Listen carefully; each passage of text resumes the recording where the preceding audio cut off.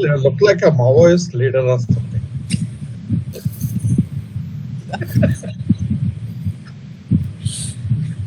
Do a Gadar song to begin the session.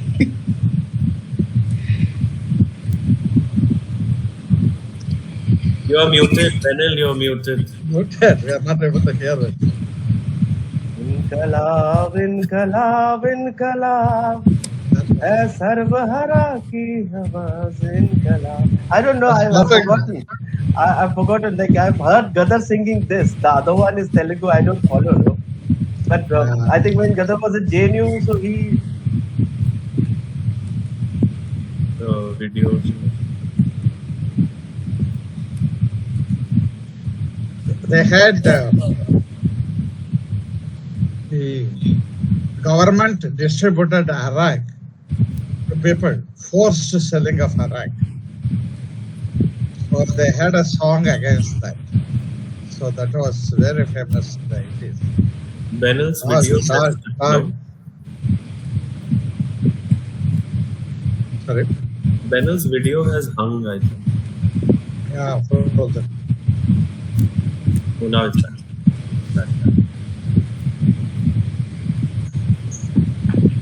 I'm back. Yeah. Connection error. I have some peculiar voice problem in this laptop. It picks up depending on my location. Sometimes as I speak, I move closer or further away, and then it stops broadcasting. So far, your voice has been perfectly fine, Rajan. Fine, right? Yeah. Better than in Delhi. Yeah. It's better. Maybe just because your health is better. Maybe Yes. the birds are making all the difference. True. Oh, I'm definitely happy. This is close to Coimbatore. Yes, it's just 40 kilometers from Coimbatore, Pollachi. The Ghats. Oh, the Ghats. I've been to Pollachi. It's very beautiful. Oh, nice. So it's just near the Western Ghats, is it? Yeah, Oh, nice. the most foothills. The rest is the dam called Alia Dam close by. Oh, Santosh is here. Hi, Santosh. Good morning.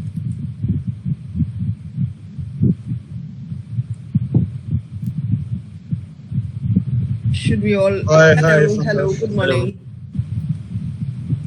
Good morning. Hello. You're muted.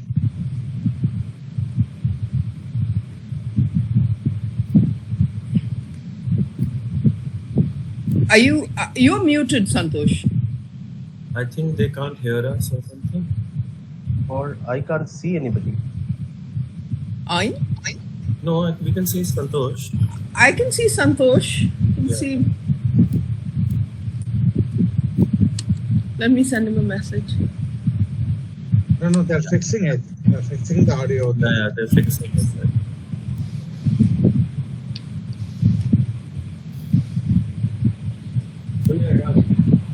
Ah, yeah.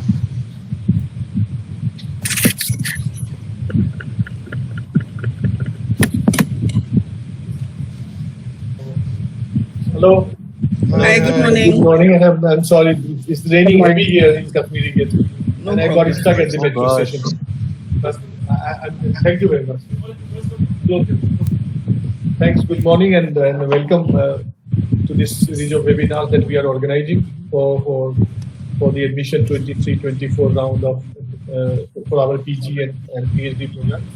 Essentially, the idea is that if someone had an access to the recordings that we are putting every time, you will see that basically we are talking to each other, and we don't see many outsiders coming from anywhere. But then I see that large number of people are visiting afterwards.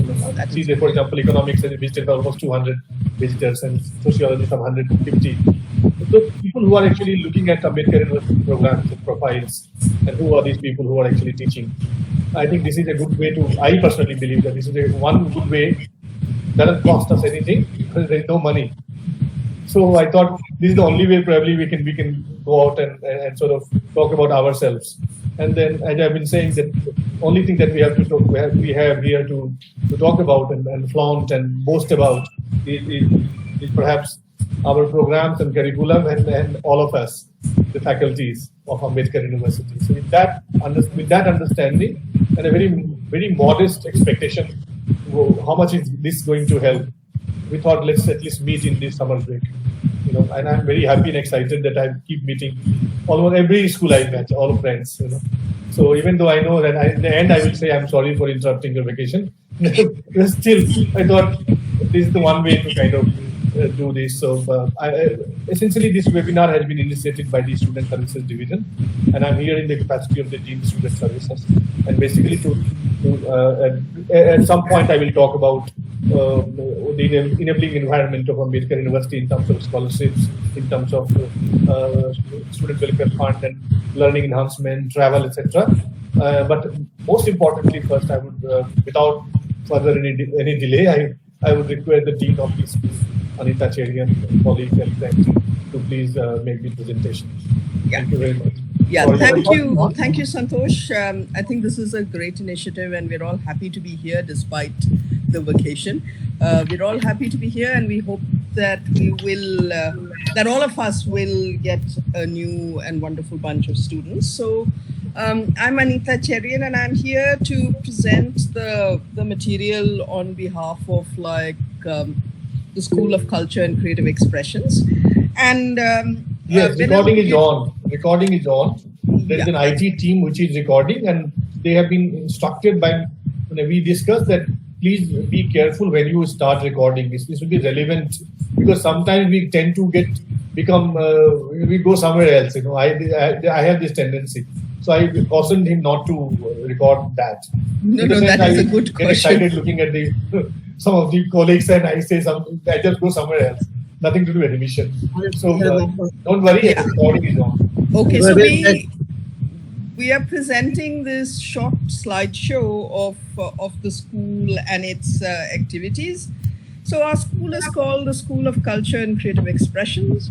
And it kind of, it was started in 2012, and it brings before us a kind of new vision for arts pedagogy and practice.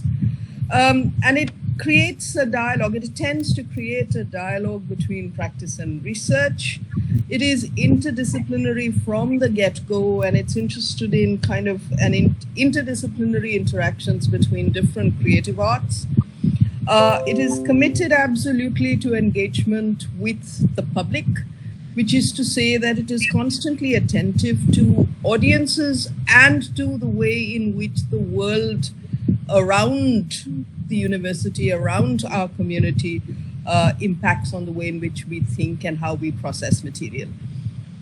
So at SCCE, what you will receive as students is training in how to develop both creative and critical faculties, a commitment to social, cultural, and ethical awareness, and an appreciation of aesthetic values. These are, I am aware, quite a difficult bunch of things to develop, but I think through the ways in which our various programs are structured and the way in which the school itself is imagined, I think we are able to achieve in some measure what we set out to do. So I just want to give you a sense of the faculty. So my name is Anita Cherian, and I'm at present Dean officiating. So there are 3 associate professors, myself, Professor Deepan Shivraman in the Performance Studies program, Rajan Krishnan in Film Studies. Rajan Krishnan is here. He is also program coordinator for the Film Studies program. Among the assistant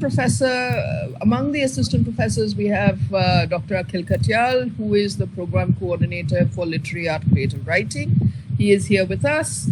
Benil Biswas, who is program coordinator for Performance Studies. Santosh Sadanandan, who is the program coordinator for Visual Art, but because of an emergency at home, he is not here. He is not able to be here with us. Dr. Vibhuti Dugal, who is faculty in film studies. She is also coordinator of the of the PhD program. We are enormously enabled by the extraordinary caliber of visiting faculty we have. Among them, Professor Anuradha Kapoor, who was former director of the National School of Drama, Ms. Belinda Dhanua, who is an author, literary critic, and a historian of the visual arts, Mr. Ashish Rajithak, who is a film scholar, Ms. Vidya Shivdas, who is curator, Foundation for Indian Contemporary Art, that is FICA. So the programs that we have with us, so we have 4 postgraduate programs: MA Literary Art Creative Writing, MA Film Studies, MA Visual Art, MA Performance Studies. The program coordinators will give us a kind of outline of each of the programs. We have 4 PhD programs also. These are PhD in Film Studies, PhD in Creative Writing, PhD in Visual Art, PhD in Performance Studies, which is to be initiated this year. We also offer a couple of undergraduate elective courses. Just before I'm done with what I have to say, but we have this short film that we produced a couple of years ago. It's a kind of show reel of the program.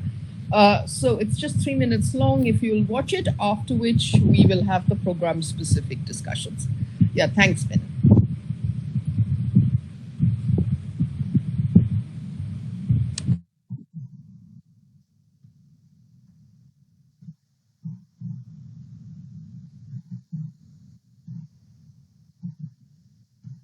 Long years ago, we made a tryst with destiny, and now the time comes when we shall redeem our pledge, not wholly or in full measure, but very substantially.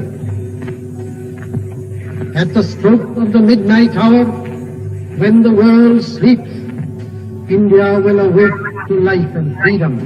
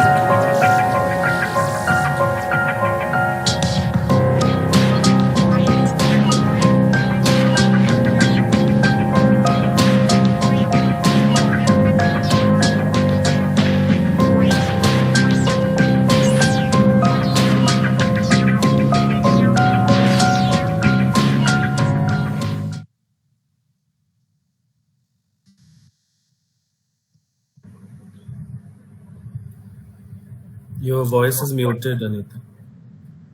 One small point I want to make before Akhil starts presenting is that this year, 2023-24, we are doing admissions via the QET entrance exams. So 75% of the grade will come from the entrance test and 15% from interviews. Yeah, thanks.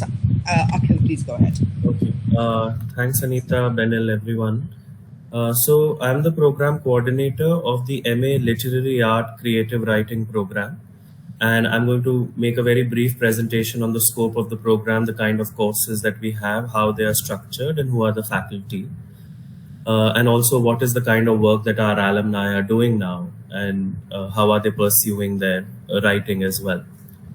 So we are all very proud to say that it is the first and the only program of its kind, an MA in creative writing, an MA in literary art creative writing in the country. What it basically imagines the writer as, both as a critical and a creative practitioner. And our effort of all the faculty in the literary art creative writing program and in the school is that even as they develop a very distinctive voice of their own, they're able to do it precisely in engagement with the social, cultural, and the political milieu around them. What is interesting is that the way we have structured our courses is precisely to enable that marriage, that convergence of critical and creative faculties among our students. So what I'd like to briefly point your attention towards, draw your attention towards, is the course structure, which is in front of you. We have three kinds of courses: core courses, elective courses, and foundation courses. The core courses are necessary for the students of that particular program to take. The elective courses offered by the program can be taken by any students in the university, any postgraduate student. And the foundation courses, contemporary critical theory, they are shared by all four programs of this particular school: MA Visual Art, MA Practice, MA Film Studies, MA Performance Studies, and MA Literary Art Creative Writing Practice. So, I have, along with me, there are two more colleagues in the department, as Professor Cherian already clarified. And as I'm listing the courses, I'll also be speaking about who teaches them. One of the backbone, kind of the spinal courses, the course arcs that defines the literary art creative writing program is what you will see is the arc of what the course called Concept Development and Experimentation 1, 2, 3.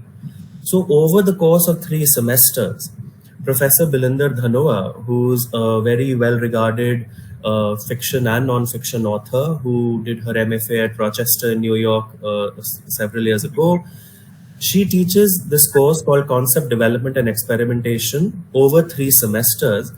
And the promise of this course really is that you work with a distinct concept and you articulate that concept as clearly as possible at the very get-go before you begin writing. And you research around this concept, you read around it, you find what its kind of satellite concerns are. And once you are sufficiently immersed in it and are sufficiently articulate about it is when you begin the process of writing. And you're able to do that long form work. You're able to do that over the extensive duration of 1.5 years in the 3 semesters of this course as you polish it in the last semester. Our students over the years have worked on a very, kind of a wild variety of forms. There are students who have written a series of non-fiction essays on the significance of the river Yamuna as it flows through Delhi. There are students who have adapted characters from the Mahabharata into a modern detective story. There are students who have written a kind of modern Urdu lexicon, where different words which are culled out of ordinary Muslim lives of this city are given newer and counterintuitive definitions. There are people who have used the form of the diary. There are to do more memoiristic writings. So as all the forms, whether it's screenwriting, novel, non-fiction, have been attempted and experimented with over this course arc of concept development and experimentation. These are core courses for the Literary Art Creative Writing program. The other set of core courses, as you will notice, is offered by Dr. Cherian. You will notice the second line of pre-modern literary cultures of India and modern literary cultures of India. Here, what Dr. Cherian's primary sort of attempt is precisely to make students have a very rich engagement with their own lineages. These lineages could be cultural, these lineages could be linguistic, these lineages could be regional. So, for instance, if there's a student who writes at the cusp of Haryanvi and English, or if there's a student who writes at the cusp of Tamil, Kannada and English, then to become deeply aware of those contexts, to become deeply attentive to those traditions of writing in those particular languages, and to develop a distinctive relationship to those traditions. And both in pre-modern literary cultures of India and in modern literary cultures of India, that attempt to return the gift of their own inheritance to our students in a kind of critical manner has been the scope of that those set of courses, again core courses, which our students carry into their creative writing. It deeply informs the kind of writing they also do. Apart from that, Dr. Cherian also has a PhD from New York University and offers precisely these set of courses, apart from also several electives. One which is Sites of Reading, which engages with the city as both a site of a physical site, but also a site with extensive contribution from and extensive engagement with literary works.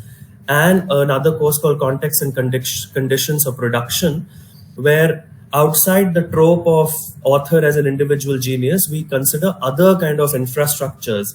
They might be cultural in nature, they might be social in nature, they might be economic in nature of artistic production. So these are the two electives that she also offers. Other than the courses that Professor Dhanu and Professor Cherian teach, I offer what can be understood as an arc of poetry-related electives in this course, and several students who gravitate towards the genre of poetry end up taking these electives and creating a kind of provisional arc of courses for themselves. One which is a more introduction to craft of poetry called Crafting Poems, where we discuss certain tools, whether they are of image metaphor, whether they are of line break, whether they are of sound and prosody in relation to poetry, or also certain thematics in relation to poetry. So whether they are city poetry or love poetry or poetry which considers itself more interventionist in nature, along with reading poets in focus. So that's an introduction to the craft of poetry. I offer a more advanced poetry related elective as well, which is called 7 Forms of Poetry, where we both read, historicize, and attempt to write in 7 particular forms of poetry, which include the limerick, the sestina, the villanelle, the haiku, the ghazal, the concrete poetry, and others. Apart from this, I also have these two are practice courses. We produce our own poems in these courses. Apart from this, I have one more discursively structured, reading-oriented poetry-related course called the Lyric Poetry and the Lyric Poet, the Writer is Intellectual, where we read contemporary 20th century lyric poetry and develop a kind of complex perspective on what the relationship between the lyric poet and the society is. So you will notice that between these set of courses, you are both being asked to attend to your own craft and to your own writing journeys very carefully. But as you do so, you're also in a sense being asked to expand the horizons of your thought, asked to expand the horizons of your critical imagination vis-a-vis certain key concerns in the world around you. And what we hope to do by a balance of these set of courses is that you, as I said earlier on, you developed a very unique literary voice of your own, and you write only the sets of things which only you can write, while you are a deeply aware writer and are aware of the social, cultural, and ethical concerns around you. Apart from these, as will be shared by all students of School of Culture and Creative Expressions, and as my colleagues subsequently will clarify, are the set of foundation courses, Contemporary Critical Theory 1, 2, and 3, again over the arc of 3 semesters, which deepen our students' engagement with critical perspectives on various key concerns. For instance, I teach Contemporary Critical Theory 3, where I meet all of you in the 3rd semester. And in that semester, we develop perspective on particular issues of gender, sexuality, and caste. My other colleagues in other iterations of the Contemporary Critical Theory in earlier semesters bring other frameworks, including that of cultural studies in the 2nd semester, for instance. The final semester is dedicated to the dissertation, because since this is a practice course, this is a process dissertation, and you reflect on your own creative writing, what the primary strategies, writerly strategies that you have employed in that work are, what are your literary influences and how did you absorb them into your work, what are the challenges that you faced and how you overcame them. So it really sort of reflecting on your own work in a critical manner is what the dissertation enables us to do in this course. I am actually frankly quite excited at the kind of work that our alumni have gone on to do. Some of our alumni are already highly regarded in the sense of the awards that they have won. One of our alumni, Karan Kapoor, who's a poet and is going to begin his poetry MFA in the US very soon in this fall. He was awarded the Red Wheelbarrow Poetry Prize, which is judged by Mark Doty. There is Shreyasi Sharma, who was earlier this year the Charles Wallace Fellow in Creative Writing at the University of Kent. Our student, our alumni, Aparna Chibukala, she won the Toto Prize for Creative Writing and Poetry this year. So even as they take and in both in publishing and in awards, they take very distinctive steps. The kind of work that they are doing, there are several who have followed the pathway of academia. So, our student Junaidur Rahman, for instance, is doing his PhD in the history department at Columbia University, or our student Anjali Yadav, who's working on folklore at University of Washington, again via a PhD. There are students who have gone into journalism. There are students who have gone into publishing. There are students who have gone into various kinds of video and print editing. For instance, our student Malaika Shirazi, she's a researcher, writer, and a video editor for this organization called Round Glass Sustain, and oversees and writes for the films that they make as part of their documentary mandate. So what is interesting is that, and what this was enabled by, is also our emphasis on also bringing industry professionals into the course as they were being taught. For instance, one of our core courses, literary journalism, has always been taught by professionals from the industry. Whether earlier it was the very highly regarded and award-winning freelance journalist Revati Lal, or in the last iteration, our colleague from Business Standard, who writer and editor at the Business Standard, who taught Dr. Debarga Sanyal, who taught the course Literary Journalism. And our effort has always been to bring editors and authors from the publishing world to speak to our students and get them ready for a life of creative pursuits, particularly in terms of their writing. So, this is the larger promise of the course. And if there are any questions or thoughts regarding it, you can reach me. My email is available on the AUD webpage, akhilkatyal@aud.ac.in. My colleague and also the dean of the school, Professor Anita Cheryan's email is also available. You may reach out to us for any other questions, and we hope to engage with your literary voices and hope to play a key and a formative role in its development. Thank you. Thank you, Akhil. Rajan, will you go first? Will you go next, please?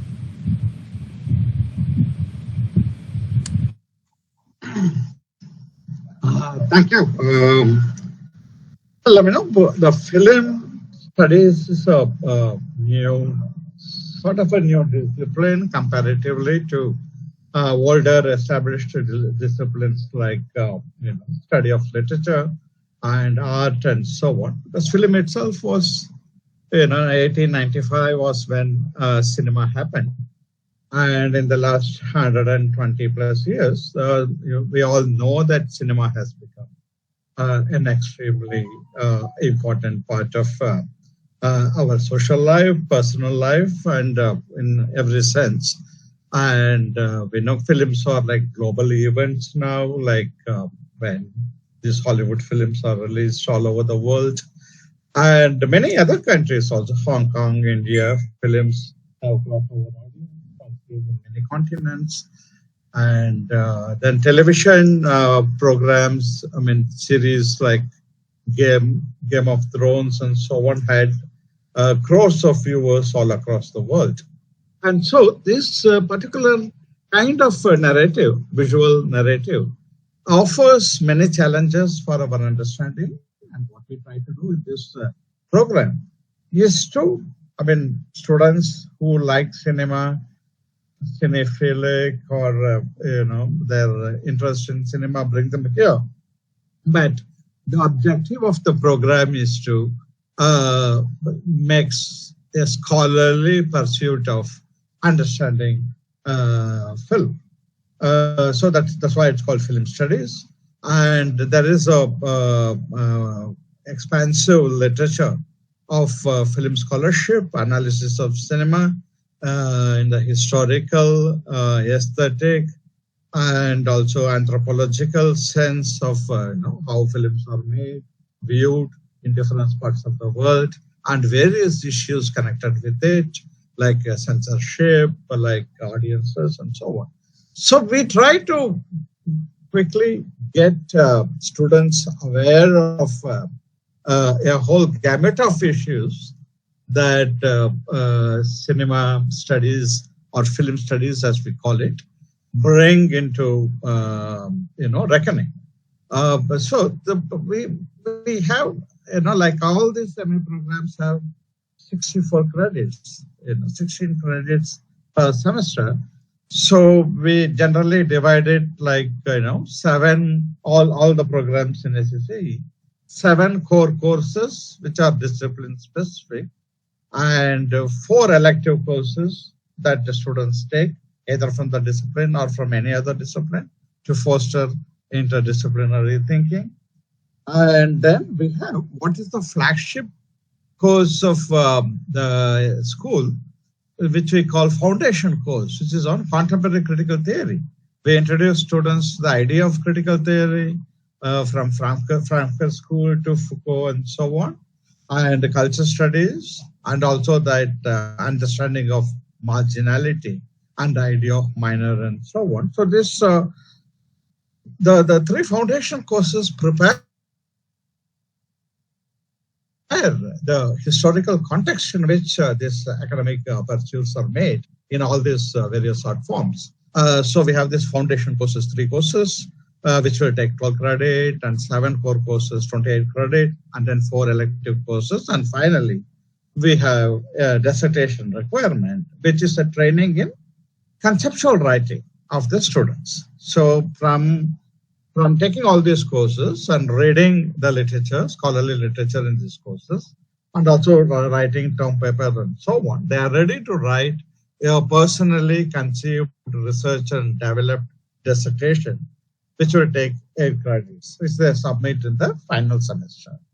So this is the larger course structure. And I will briefly mention, the film studies need to cater to different things. So there are like not just 2 arcs here, but 2-3 kinds of lines of thought here. One is the evolution of cinema as art. This is important because we need to know from 1895 how cinema developed as an art form, and in various schools and movements and ideas that shaped the art of cinema. So we have evolution of cinema as art 1 and evolution of cinema as art 2, which is about the global development of cinema as an art form. And then you can see we have a sort of a film form and theory focused courses, which is sequence and script analysis in the first semester, which train students to look at the film very carefully, image-wise and shot-wise, sequence-wise, and so on, break down cinema and understand it. And then we have an introduction to film theory, which broadly introduces to various modes of, third kind of an arc, which are the two courses of on Indian cinema, because India is the largest film producing country, and we have been very interested in developing a very keen understanding and research potential about the cinema in India. And we don't focus just on Hindi or Bollywood cinema, but it's about cinema in the different regions of India. So we have two courses, survey courses, but with some in-depth focus through the literature that has been produced in film studies in India. One is Facets of Indian Cinema, and the other is Cinema in India, Nation and Region. And finally, the seventh course is also very important, which looks at cinema in its, the business form, stardom, industry, commerce, which is also very huge, as you know. Film stars are very important for the cultural, political, anthropological life of the country. And so we study stardom, industry, commerce, the seventh course. So these 7 courses sort of give a footing for the students in scholarship on cinema particularly. And then we have a range of elective courses, but please don't take the elective courses given here as the mandatory. This depend on the availability of faculty and so on. We used to offer some practice courses as elective, but that may happen, may not happen, depending on various other factors involved. And I and Dr. Vibhuti Dagal, we offer some elective courses. She offers a very specialized course in sound and music in cinema as an elective, which focuses on music. And media objects, media theory is another course. And I offer, she offers more electives. And I offer electives on psychoanalytic film theory called Psyche and Screen. And I also offer a course called Images and Science in Cinema, which is on Bergson, Peirce, Deleuze kind of film theory, which is a sort of an advanced course in film semiosis. So these are elective courses. It's not that everybody need to take them. If you are interested, you take them. You look at the syllabus. You look at, go to some classes,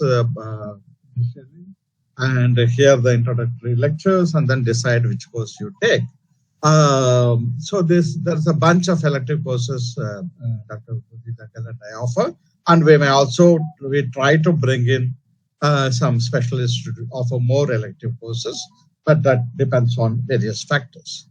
So this is broadly the structure of the program, and we always tell students that if you are interested in filmmaking, this is not a program that is designed for to help you to make film. It's not a practice-oriented course in that sense. This is a theoretical course. This tries to understand cinema, write about cinema, become a scholar of cinema. So in that sense, you should be aware the design of the program is not towards filmmakers. However, saying that, many students, our students have claimed that learning about cinema through these courses help them to conceive cinema differently, and they feel enabled when they want to make films. They are very informed by these courses and so on, but I cannot say for that, but it is individuals kind of, their takeaway from these courses can be many. So if they are inclined to be creative, they are inclined to be filmmakers, and these readings and the courses, in these courses, they find something that stimulate their creative energies. We are very happy about that, but we cannot say that MA Film Studies is a practice program. This is a film studies is a theoretical program, historical program, anthropologically, historically. We try to locate cinema, and we try to explain that what has happened through this extraordinary form, narrative form, medium in the last 135 years and so on. And we have a lot to catch up. So this is minimal. This program is a sort of a initiation into the vast field of film studies. And so this interests students, and there are many people. Ideally, people go on to do PhD. People have joined in universities abroad and the universities in India, and so they do PhD in film and become academics. But the film studies is not available in most universities. So they may get to work in journalism and media programs or literature programs as if they are able to get in. So, but PhD is a logical extension of this MA program that some people do, and many others get into working with various media houses, journals, online journals, print journals, whatever. So it's mostly the individuals, their decision to shape their life, to go back. Some of them come from journalism, go back to journalism. Some try to get into filmmaking, of course, and many kinds of outcomes are possible. But the program itself is sort of, the gravitas is towards a very intellectual engagement with films of all kinds, whatever happens through this art form and narrative in the society. That's what we do in film studies. And Vibhuti would like to add something. My colleague Vibhuti Dagal is here, and if you have to add something to this, please.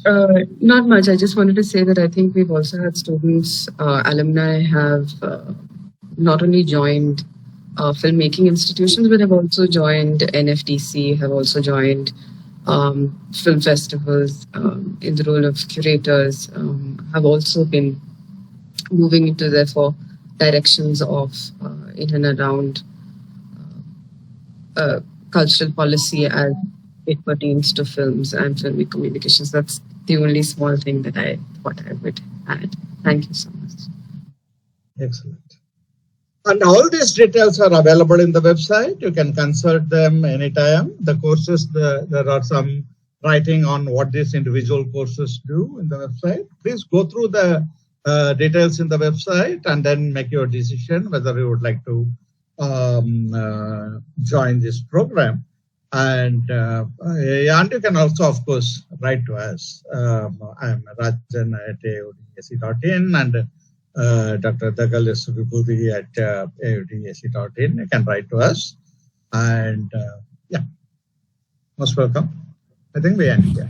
Yeah. No, thank you so much, Rajan. Benil, would you like to kind of present performance studies? Thank you.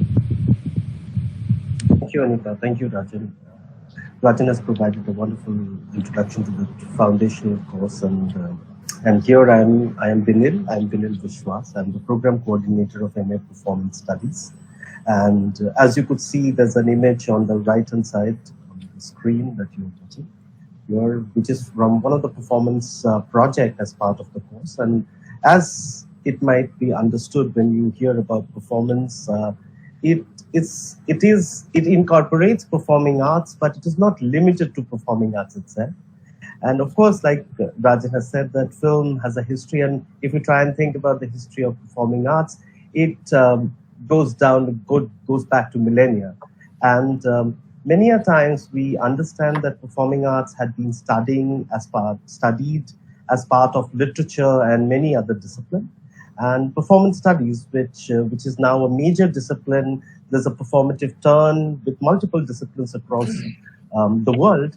But here we at Ambedkar University in 2012, we started the first MA Performance Studies program, and it is one of its kind at the moment. We don't yet have any other performance studies program. And over the last 10 years, we had students from multiple backgrounds, from history, sociology, who have done their undergrads, but who had a deep interest with formal or informal training in performance or various kind of performing arts, dance, theater, music. But they joined this master's program to have a conceptual, a philosophical understanding of these disciplines that they were interested in, or were trained in skills in these disciplines, in in various performing arts. And over the years, with this specific training, the master's program provided them the needed orientation, which anyways was to try and inform them more about their practice, but which also led to them pursuing, the students, many of our students pursuing PhD programs. They were in academia, but they have also gone back to the practice. Towards the end of the presentation about performance studies, I'll tell you all more about the alumni. But at the moment, if we try and think about the program, it is a studies program. So therefore, as Rajan in the earlier presentation with film studies was telling us about how it is geared up towards a conceptual, a theoretical, a historical understanding of what we understand by performance, which might lead up to a PhD. With the larger overall structure in mind, the program here, as Rajan has already mentioned, that it's 64 credits. All the 4 programs follow this format of 7 core courses, 4 elective courses, and 3 foundational courses. The Introduction to Contemporary Critical Theory. And I think this is a wonderful opportunity for students from various disciplines housed at School of Culture and Creative Expression, that they come together in this foundational course. Film studies, performance studies, literary art, creative writing, and visual art students all come together and have this foundational course arc for 3 semesters, as you could see up on your screen, semester 1, 2, and 3. But when we try and take a look at the core courses, as you could see, that for the program to provide you an in-depth understanding of what is not just about performing arts per se, but how performances has an indelible mark on our everyday existences, everyday life per se, and across time period. So what we do is we try and see that how, as I was telling you, that literature has, or literary studies have over the years attempted to understand, or history has attempted to understand the history of performing arts per se. But with this embodied understanding of what brings in this understanding of performing arts or performance, we try and understand, we try and engage with what might have happened in the past. And it is also a training in method, a method that you would try and take on to conduct research. So the arc that we follow here for performance studies in the first 2 semesters, as you could see the core courses available on your screen, that there are these history and historiography of performance, part 1 and part 2. And the second core course that we have is theories of performance, part 1 and part 2.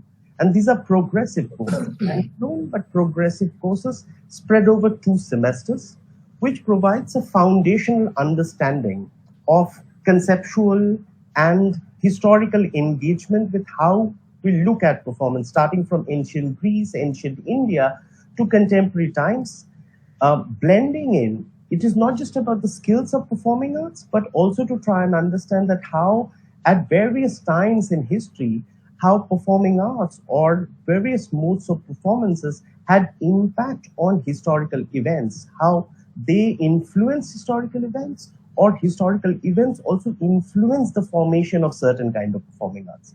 And once again, I repeat that it is not just limited to dance, music, theater, or various kind of performing arts, but how this embodied understanding of how audience engages with act of performances on stage have influences or influences our behavior outside the stage into our daily life. So that's the arc, that's the foundational mode in the first 2 semesters. We have the history and historiography part 1 and part 2 that I teach.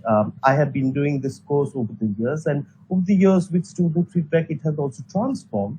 And as our colleague, Dean Professor Anita Charian was letting us know at the very beginning of the presentation, that we have our distinguished visiting professor, Professor Anuradha Kapoor. And it's a privilege to have a colleague who was the former director of National School of Drama, who has been training the students over the past couple of years in the other core course, which is the theories of performance, where we try and look at the ancient aesthetic theories from classical Indian texts like, say, Natya Shastra or Aristotle's Poetics, but we might also come down to the very contemporary ideas of post-dramatic theater, or we try and think about affect theory. So that would that would provide a very solid foundation in the first 2 semesters. Then in the 3rd semester, we move on towards 2 specific methodological courses, as you could see on your screen. One is performance practice as research, where we try and think of how our practice, our embodied understanding of performance itself would lead us to come about or help us to solve a research question that we might have in our mind, which might also boost or which might also prepare us for the MA dissertation, which we have to write. And almost like film studies and performance studies have an 8-credit component at the end of the master's program, and not many master's programs across the country provide you with this in-depth research quotient available. And I think dissertation at the master's level have become all the more important now, because we don't now have the MPhil degree available. So this MA dissertation would be a preparation for some of you who are interested to pursue a PhD program. And many of our students, we have seen in the past, have continued their MA dissertation research into a PhD. And we will talk about alumni in a bit in some time. So in 3rd semester, we have these 2 core courses, performance practice as research, which leads us to try and think about the research quotient within how practice can lead us to understand notions of research. On the other side, we do a textual mode. We try another core course, which is also a methodological input, which comes in with this course, reading and decoding performance, where we try and train students in advanced techniques of semiotics, how semiotics would be one of the major modes of how we understand performances, which might also feed into the dissertation. Along with that, we also take a look at critical ethnography. In a bit, we are also going to come up, I'll talk a little bit more about that. And the ARC completes with this final, the 7th core course that we have in the final semester, which runs parallel to the 8-credit dissertation. The course is called Orality and Movement in Popular Performance. Over the past few years, the students have said that this course have provided them with the kind of support that they need while the dissertation writing is on. So that core course runs parallel to the dissertation writing, and that's an advanced methodological course parallel to the dissertation writing that continues in the 4th semester. Along with that, as all my colleagues have already suggested, that we also have this 4 elective course component. And while till this point, you must have heard that the core courses sounded heavily theoretical, providing a grounded approach to understand what performance might be through much reading and much work on research. Parallel to that, I want to also put through that while the core courses focus on reading, and because it's a studies course, there's a lot of historical, textual, archival research that we tend to conduct while we continue with these courses. But parallel to that, when we think about the electives, we try and provide a perfect balance between theory and practice. Most of our elective courses, or as you could see on your screen, body in performance that I offer, and many of the time visiting faculties also offer. We also have courses like post-dramatic theater, space and spectatorship, uses of tradition, and I'll come to that. I'll just show this. As you could see, the practice is research, but these are also outcome of multiple elective courses which were offered over the years. My colleague Deepan Shivraman, who was trained at St. Martin's College, University of London, provides many of these practice-based elective courses where whatever we are learning in the theory courses, in the core courses where we have developed a theoretical, a historical, a textual understanding of performance is put to practice when we try and bring in these performances, which are end semester component, where we have an embodied understanding of performances. These are one of the modes. The other mode that we also have is that to provide an on-ground, hands-on approach to multiple performance understanding, the program regularly takes courses, takes students to field immersions where they interact with performers. Here on the screen, you could see from the students of this course, uses of traditions. We went on to meet the Langa performers from Jodhpur, Rajasthan in India, 2018. Last year, we went to Dharamshala. This year, again, the students of performance studies and various other programs went to Kullu to watch the Hidimba festival. So what I'm trying to suggest is that, so it is not just about performing arts, but we try and also understand the larger milieu of performances. And I hope, and the alumni have also suggested that it has been a very exciting journey for them over the past couple of years, past couple of iterations. And with this, I would want to close this presentation about performance studies to try and suggest that many of you would be interested to understand that, well, okay, 2 years of very rigorous performance studies program, but what do we do after this?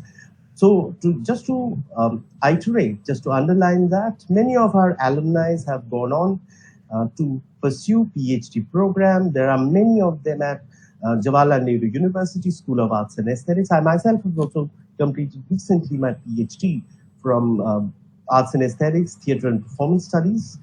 And many of our students, like one of our students, alumni, MA Performance Studies, Kaustav Naik, currently is pursuing his PhD at Pennsylvania State University. There's another student, Sanchita and George, who are studying at various departments at University of California, Los Angeles. We have Praveen Jain and so on and so forth. UK. There are multiple countries abroad where our students, after pursuing them in a performance studies, have gone on to academia. But there are also others who have gone back into practice, like one of our illustrious alumni, Anirudh Verma, who has recently been awarded at the JLF. You all know about the Jaipur Literary Festival.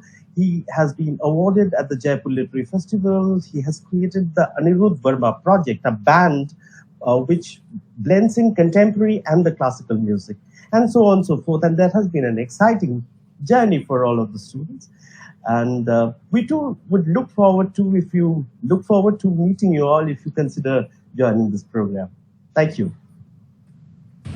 Thank you, Benil. And Rajan, will you please present the material for visual arts since Santosh is not able to be present? Thank you. Well, I'm not actually qualified to do this, but as colleagues, and we believe in interdisciplinary thinking. So since we have been together since the inception of the school, and I have been part of presenting these visual art courses in various fora like the Academic Council and so on, I make bold to say a few basic ideas about what is happening in the visual art program here. And there are many postgraduate visual art practice programs in the country. And the difference that AUD is trying to make, I mean, School of Cultural and Creative Expressions, well, what it is trying to do is to place artistic practice in the historical, theoretical, the political and cultural context of where art is produced. So that as I already all of us reiterated, the foundation courses, which are contemporary critical theory, visual art students also take them, and so they understand the critical approach to creative occasions, the politics of representation, and the culture studies, and the values, aesthetic value, and various modes of thinking on what is going on with this practice, and representations, affectations, and the energies that come from the work of art and so on. So these are sort of thought about, and the idea is to make deeply reflective and thoughtful exercise in art. It is not merely being, what you call mimetic in its form. Mimetic is a way of saying that we follow the existing conventions and keep repeating certain modes of representation. However, what happens here is to kind of deeply reflect on the modes of production of art and try and create something from each one's own concerns. So if you see the courses, can I have the courses slide of visual art? Yeah. So the arc of courses is exploration in concept and media, which is very core kind of a stream. Like in the case of literary art, concept development and experimentation. These courses, explorations in concept and media, and in the first semester there is something called art administration 1 and 2. We don't see the first here. And 2, 3, and 4. So all these are like continued explorations of in concept and media, which are practice courses, which are studio courses, where students continue to work on chosen themes and forms and medium and so on. From the first semester on, they keep exploring different things. And though they are standalone courses, they are also like from one semester to another, kind of intensify the process of search and reflection in the students. And there is another stream, core 2 line, which in the first semester talks about art and technology. And in the second semester, it is technical explorations in digital media, technical explorations in digital media too. So this stream is more about the emergent form of digital art. So there is an introduction to that and basics of what may constitute digital art that is being introduced both theoretically and practically. So this the studio course of 4 semesters, explorations in concept and media, and this technical explorations in digital media, 2 courses with an addition of introductory entry-level course of art and technology. So that 4 and 3 make the 7 core courses in the case of visual art. And there are many elective courses about art movements, manifestos, and history, art historical courses, like a focus on modern art and contemporary art and whatever. But elective courses are always, as there are faculty who come by, there are visiting faculty who are engaged to teach courses, and there will be many elective courses. And students also take elective courses from other programs in the school and other programs in the university, like gender, like sociology, and so on and so forth. So here, the foundation courses play a crucial role, as I already said. So all this together with 7 practice courses, the 4 studio courses and 3 digital medium courses, and like elective courses and foundation courses. You're supposed to make for a deeply reflective, engaging in the public sphere understanding of what is art. There is a collaboration, community, and public art in semester 3. So all that is being thought about, and the students make their choices in how they want to express themselves, in what context, and where they want to make an intervention. Visual art students also have been recognized in many forums, and they have been received awards and mentions, scholarships, and visits abroad, and so on. So the program has been very intense and successful so far. And so the one specific thing about visual art program is that the students not only make in the 4th semester, they make a final display of all that they have done in the 4 semesters. So at the end of the 4th semester, It is a public display. They send out information to all the connoisseurs of art in the city, and so it is a public exhibition kind of a display, final year display. They exhibit their works which come out of the program, and they also write a dissertation. They write a dissertation. They articulate the reason behind, the processes behind their creative work. This is part of a stepping stone for our practice-based PhD program. About, I think Dr. Dugal would say something soon. So this welding together of theory and practice leads to a practice-based research in the PhD program. So the MA in Visual Art is one step in the direction of bringing together deep theoretical reflections and personal reflections and aesthetic concerns to the practice of visual art. My colleague Santosh, had he been here, would have said much more than I could.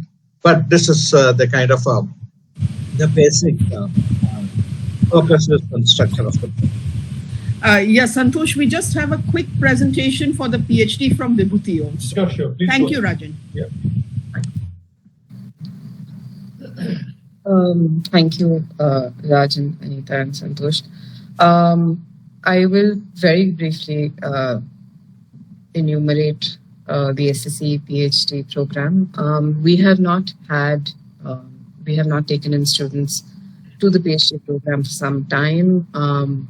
And now that we are hoping to resume our PhD admissions, we're hoping to resume them with both the inclusion of a fourth PhD in performance studies, and also a revamped program structure. And one of the things that remains in common to the PhD programs at SCCE is that that they all have the possibility of being practice integrated PhDs or a more traditional studies oriented program. All the PhD programs are subject to the various rules of the UGC and at AUD. I will briefly speak about the coursework, which is mandatory. The total credits for the coursework are 16. It includes the following courses and credits. There will be one compulsory for all, whether you are pursuing a practice-integrated research PhD or you are pursuing a studies-oriented PhD. You will have a core 4-credit research methodology, which will be common to all 4 PhD programs. So whether you're doing a PhD in film studies, whether you're doing one in performance studies, in literary art, creative writing, or the visual art, they would all require this research methodology. As you will note, all of our PhD programs build upon the strengths of our master's programs as well, which my colleagues have laid out at length for all of you. So given a sense of what is the nature of the MA courses, as well as the kinds of conversations, the interventions in debates, as well as the interventions in practice that are being made in all 4 streams, should give you a sense of what may be both faculty concerns, but also the things that the PhD could allow for further exploration and research in, and of course, much more rigorously. So our research methodology then consequently both draws from this very exciting new sets of engagements that all of us are part of in the MA, but also our own research. But the research methodology course also participates specifically in various methods that we expect all 4 program PhD students to be able to draw upon to be able to utilize for their work. And these methods, of course, draw in turn from a vast range of humanities and social sciences and various kinds of creative practice training. The second core course that we have is one in academic writing, particularly for creative and cultural expressions. This is primarily designed for a number of students who we imagine come from practice backgrounds and may not have training in advanced academic or research writing. It is also designed as training in writing for those who may come with prior research-oriented training, either in the form of MAs or the now defunct MPhil program, but may still need some additional support. Finally, there is another core, which is again a 2-credit core on research and publication ethics. This is compulsory as per the UGC for any PhD student and is accordingly offered not by the school itself, but is offered at the university level for all PhD students. This comprises the first 8 credits of the total 16 credits in terms of coursework that are required. The remaining 8 credits will come from electives available at the doctoral level across the university. These electives will be determined in a conversation between a proposed supervisor and research advisory committee, as well as the student themselves, depending upon what is the nature of the student's research and which are the courses that the university offers, which would be most suitable for the research of the student. Apart from this, a large number of details are related to the nature of the research that is going to be conducted. So very briefly, any student who joins the program will join so after both an entrance test as well as an interview, the details of which will be furnished on the university website. After you have been able to join the program, the PhD program, and post the coursework, you will also be assigned both a supervisor as well as a research advisory committee who will work closely with you over a period of between 3 to 6 years as the regulations stipulate. Given the fact that most people's research programs are rather individually tailored, it's difficult sort of for me to say much more beyond this at this juncture. And I'm also aware of the paucity of time, so I think I'll close here. Thank you very much. Thank you so much, Vibhuti, and thank you everyone, and thank you, Santosh. I think we are more or less done. Please be aware that you can write to us at any point and write to specific program coordinators or to specific faculty, and we will get back to you. You can write to me, and we will get back to you. Our website is very detailed and informative if you need any particular help. But in any case, you can get in touch with us. We look forward to seeing you soon. Thank you so much. Bye. Thank you, Santosh. No, it's okay. It's very comprehensive, and I know that I was thinking that it is that 1 hour duration is not enough for this school, but we had planned it like that, maybe. But I think what we have done with this presentation today is that we have broadly, discussed our programs, and and then students who are interested can get a sense about what it is about, and what all we do, etc. So I think in that sense, the core purpose of this webinar is I would like to just add that Ambedkar University Delhi, Dr. B.R. Ambedkar University Delhi, SOC AUD is a state government university, and 85% seats are reserved for the Delhi students, and 15% seats are reserved for the non-NCT students. But Delhi students are those who have done their last educational qualification from Delhi.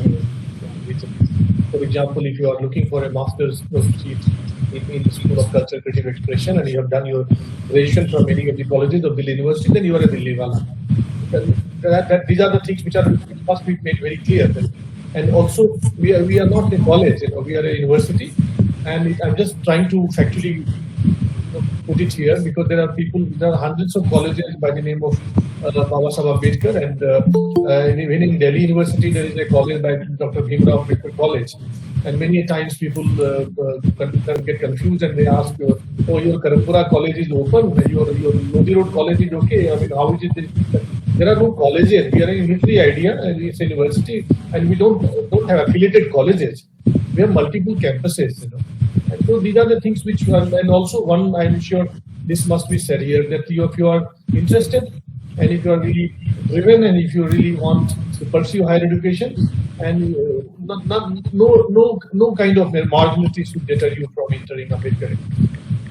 There is a very generous liberal support system available. And must also mention that for the students coming from the SCCE background, there is 100% fee waiver from the day one, from the beginning, from the entry point itself. So I think it's important to, we want that that these things need to be said in every platform, so that our purpose of having a public university is served better if there is a sensitivity to the margin and marginalities of all kinds, as I'm saying. So Ambedkar University stands by that understanding about the larger mandate of having public university, and that too in the name of Baba Saheb Ambedkar.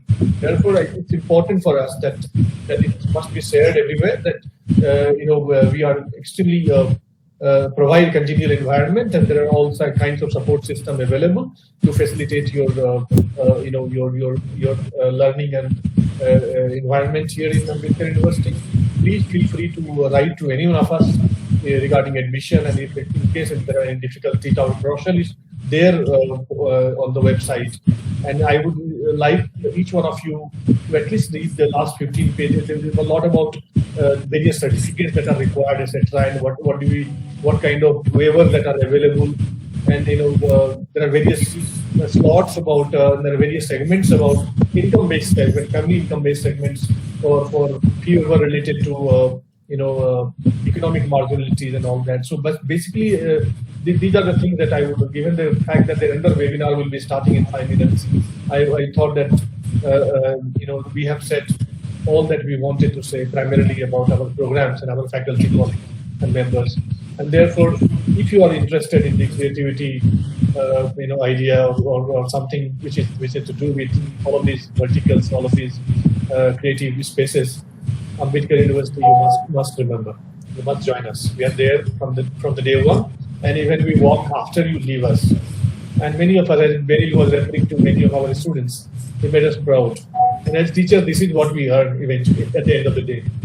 Our students, we are left with nothing but our students, frankly speaking. And that's what is many of us here in this university are still old block teachers. So if you are really looking for infrastructure of that kind, please come to Ambedkar University. But you are really looking for some really, very glossy and physical infrastructure, etc. I think we don't have much to show on that account. But I think we are very proud of our faculty strength here, and the kind of people have been here from almost all over the world, actually, from different universities, and they made what Ambedkar University stands for, the faculty. And so this is what we have to say from our side. Thank you very much, and I would like to thank everyone for your time. Thank you, Anita. Thank you so much, everyone. Thank you very much, Santosh. Thank you. Bye-bye. Thank you, Santosh. Thank you, Anita. Thank you. Bye-bye. Thank you, everyone. Bye-bye.